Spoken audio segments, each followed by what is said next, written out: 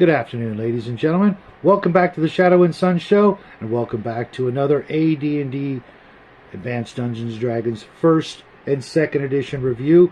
Today, I'm going to be talking about the Monster Manual. I know this is a really beat-up copy, but it is my first copy, my first Monster Manual ever, and I'm going to hang on to this. I'll probably get buried with it. And I'll be comparing it to the Second Edition of Advanced Dungeons & Dragons Monstrous Manual. Now, I know that everything's reversed and impossible to read for you guys, but bear with me. That's the way my camera works. I don't know why. Even Shadow and Sun back there behind me is all messed up and backwards and mirrorized or whatever. But this all started when I was talking to Max on one of his chill streams or one video, Max being Max from Legion of Myth, and we were talking, about one of his favorite pictures of the Dragon Slayers in the, I think it's the Player's Handbook Second Edition. That's where he got his start. And see, back in the old days, in First Edition, that little baby dragon that the player characters are holding up or tied to a tree or whatever it was, it would have probably had 8 hit points. If it was a red dragon, a baby red dragon, little bitty baby red dragon would have 8 hit points, and I'm thinking it's not much of a victory. However, in Second Edition, that self-same baby red dragon would have had possibly between 9 and 72 hit points. Okay, that's a huge, massive, staggering difference. 11 or 9 to 72 hit points. So the picture, they had to fight a 72 hit point baby dragon. That's kind of an epic battle for, a low-level party.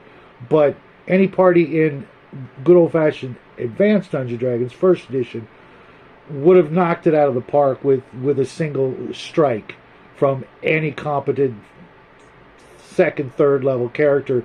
Would have just, it was doomed. Okay? So that inspired me to go through and look at the differences between First and Second Edition Dungeons & Dragons. And while our group, we used all the books as we saw fit. We used First and Second side by side in the same game, same campaign, the same character creating process, and picked and chose what we liked and tossed out the rest. Mind you, that ended up sticking mostly with First Edition and just using little bits here and there of Second Edition. Now, right off the bat, I went through both books and looked at some of my favorite monsters and the differences between them. And for the most part, a lot of the monsters are not that much different. The big difference is the amount of flavor text or additional information that wasn't rules intensive, heavy, stats and numbers and abilities and things like that. There was a lot of, extra just information as if you had never heard of a monster before and, this is your first go at a role-playing game. Well done. This is a great book. Not only that, if you notice, right off the bat, Monster Manual 1 over here, Monster Manual 2. Huge amount of additional content. And I don't know what the price difference was, but, if it was $5-10 extra for this one in comparison, this would be a great way to go. However, there's a lot of things, obviously you can tell right off the bat, well, if a dragon is so vastly different, everything else in here is probably, massively more powerful. And that's not actually the case. A lot of your basic monsters are good. The same monster, either edition, they're basically the same. Orcs and men and kobolds and goblins and all that stuff. Almost no change. Maybe a little bit of damage or armor class up and down here and there. Maybe a little. The big difference is the bigger monsters and the monsters they chose not to add in this book, as well as the monsters they chose to add. And don't get me started on the whole demons and devils thing, trying to find a demon and devil without knowing its exact specific, monster type name. You can't find a pit fiend in here to save your life. And I'd rather call it a pit fiend than whatever weird ass name they gave, and that was all because of the quote unquote satanic panic. And if you're going to put something in the game that looks like a demon, walks like a demon, acts like a demon, but doesn't say demon anywhere in it, still pretty much a demon. Sorry, guys. And nowadays, demons, you could be a demon player character or devil or whatever the hell tieflings are. And, you know, back in our day, had you wanted to play a demon or devil in the party, we would have probably, you know, crucified you right then and there for even contemplating it. You know, it's a game of heroes. You know, obviously there are people out there that play evil characters and anti-heroes and rogues and stuff like that. That's cool. Every once in a while you want to, you know, step out of the norm or play the bad guys. Fine. And even parties of bad guys, I've done it. I'm still running a campaign of what started out as all evil characters 25, almost 30 years ago, and we're still playing that campaign. Most of them are coming to see the light, mind you, and that was the intention, was to, you know, cure them of that desire. It just took a good long time. Now, one of my least favorite things about those two books is the fact that the treasure table for second edition is in the Dungeon Master's Guide, not the monster book, where it would be handier. You know, you're looking up monsters, you want to write down the treasure, then you got to break out another book. The Advanced Dungeons & Dragons, the first edition treasure table in the original Monster Manual, and the lovely picture that Ye Olde Geek showed off yesterday or Wednesday, I think it was. A lovely picture. You know what? I'm just going to show it off again, because even though it's black and white, and you know, a lot of people are going to go and say, oh, inferior artwork compared to today, that is a lovely picture. Absolutely, just that is the essence of Dungeons & Dragons for me, my friends, and everybody I ever gamed with and would choose to game with. That's what it all comes down to, is the treasure and the story. And the story is always amplified by the treasure. If you're getting zero to squat treasure, the story's not going to be that great. Some of the finest moments in literature are when the parties get their reward, find the loot, unbury the pirate treasure, what have you.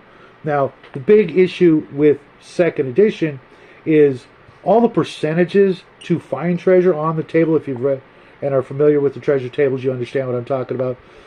For example, treasure type A, you could possibly find 1,000 to 3,000 copper pieces with a 25% chance of being able to do so. Well, in the older book, the amount of treasure you would find is much more. A lot more. Usually 4 to 6 times more treasure. There's a couple exceptions where you'll find more treasure in second edition, but it's usually when it comes to magic items, go figure. But for the most part, the percentages are the same, but the amount of treasure is a lot less. And for me, that's just kind of crappy when in second edition you don't get as much XP, if any XP, for finding money, which is a complete head scratcher for me. I never understood that, and I never implemented it.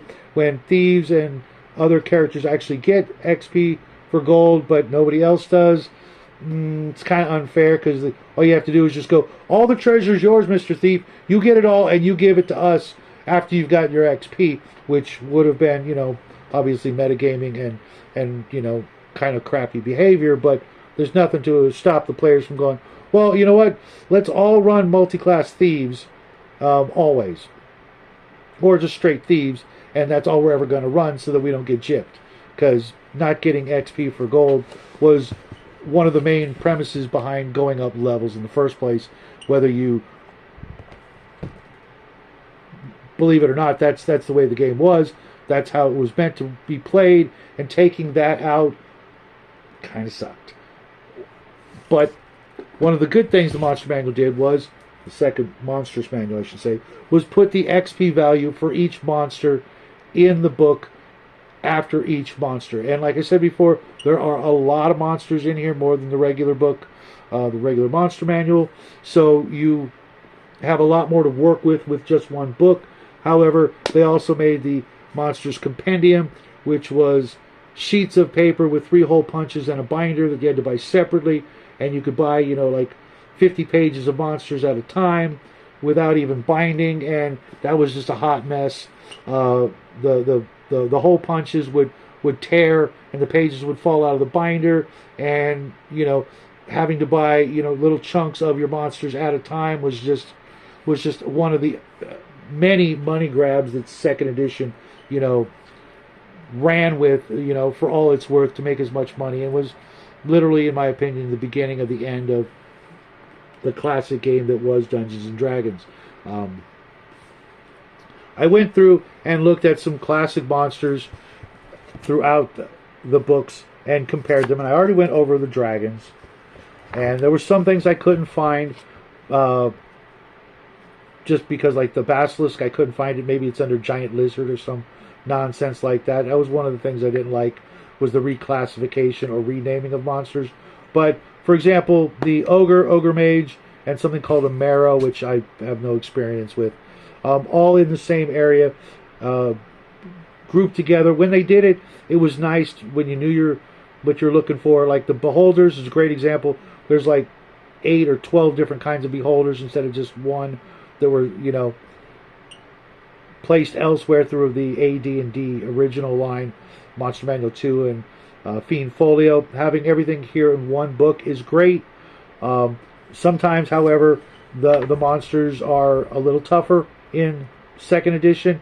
A lot of cases that is the case, especially with the higher hit die monsters. The lower stuff is pretty much the same, but almost everything above, I want to say 2 or 3 or 4 hit dice, had more hit points overall. Damages and things like that were kind of about the same, I want to say, for the most part. I didn't go through every single monster in the 2 books because I'd still be doing that, and I got other things to do. I'm still going to, you know, use my old monster books versus these, just because the hit point differences when you get to higher levels is a little too much.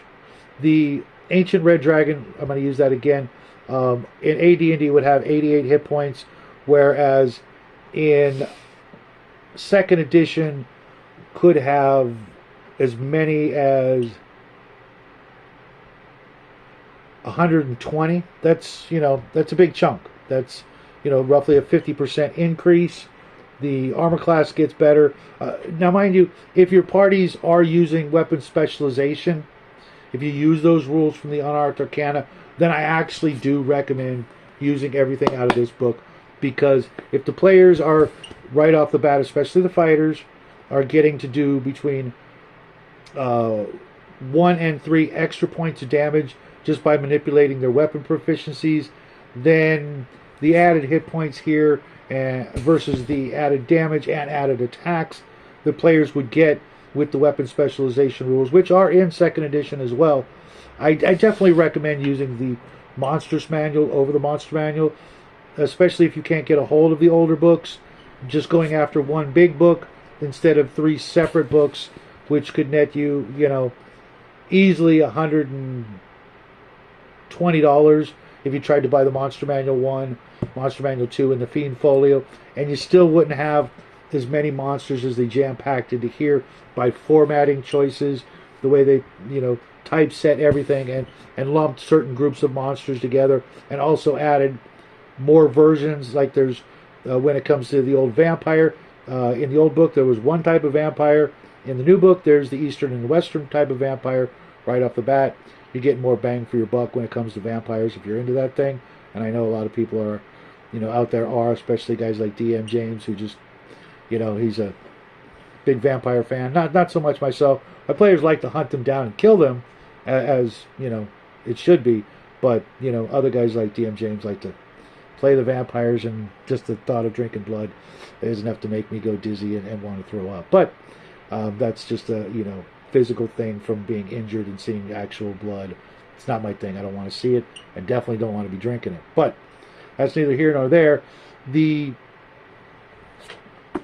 overall would be to go with this one. As much as I love the original Monster Manual for all its cheesiness, for all its classic black and white artwork, its woodcuts, its just nostalgic effect on me as a kid and growing up, I still refer to this book more than I'm going to refer to this book. Even though this one, like I said, it's got more bang for your buck. You definitely get more use out of it and more value in your gameplay. If you're still playing AD&D, I'd pull this one out and use it versus the other one, except for the treasure table, which, players are working hard. Why rip them off? Why change the amount of treasure from one edition to the other, unless you're really trying to stick it to them in a very unfriendly, unsportsmanlike way, in my opinion. And a lot of people out there want to keep their players down. Well, that's cool. That just means you have a limitation on what you can personally deal with as a powerful character. There are lots of monsters in here to challenge characters all the way up to the Tarrasque. And if the Tarrasque is too much and too easy for your players to deal with, or an ancient red dragon, then you made a mistake somewhere down the road, either your limitations in math and writing down challenges, or even just spending the time to come up with a good challenge. For me, I can pull one out of my hat without using a book. I can come up with, a mathematical challenge that will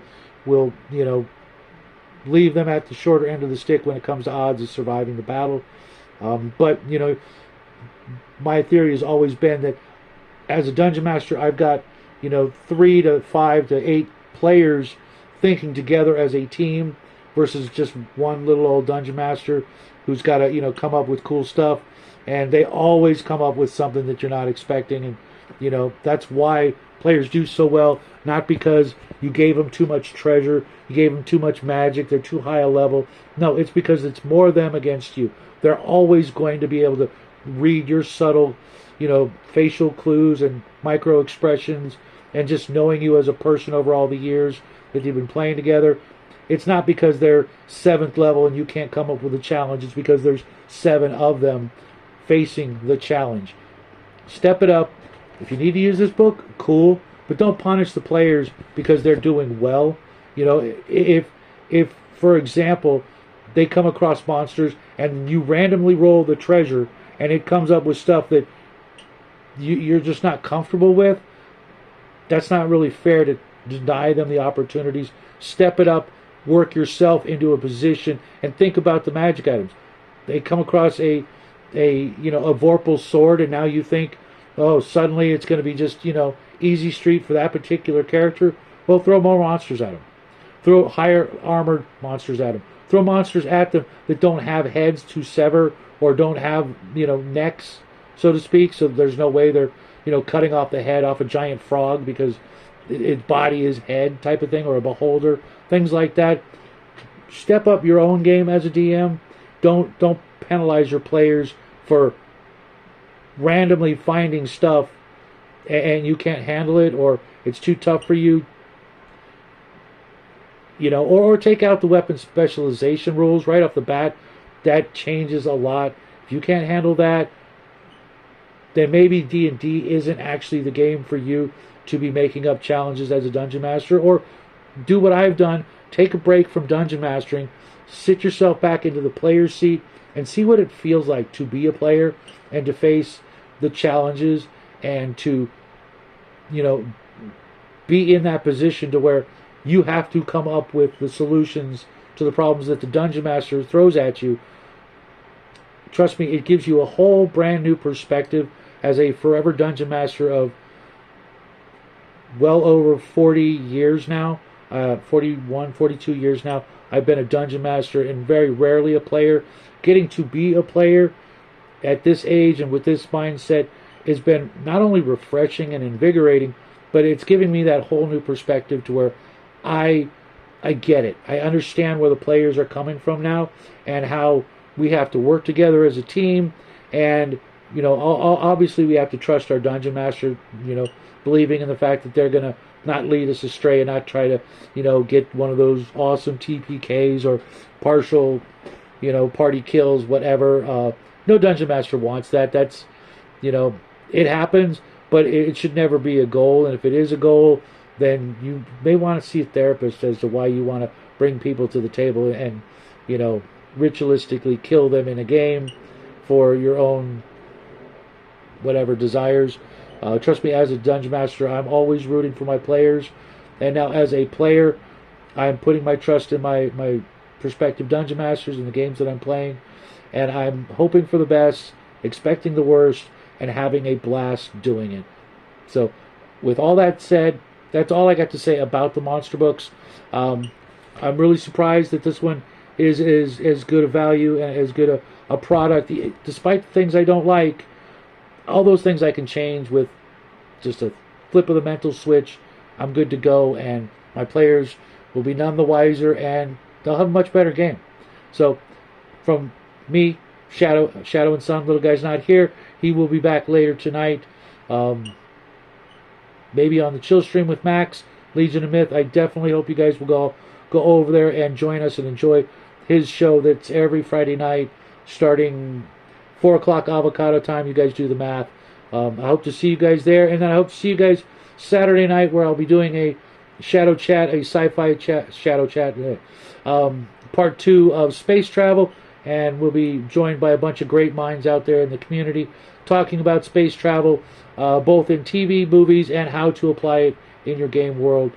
With all that said, enough of my yakking. I'm probably going to make another video just because I'm on a roll today. Love you guys. I'll see you real soon, and good night.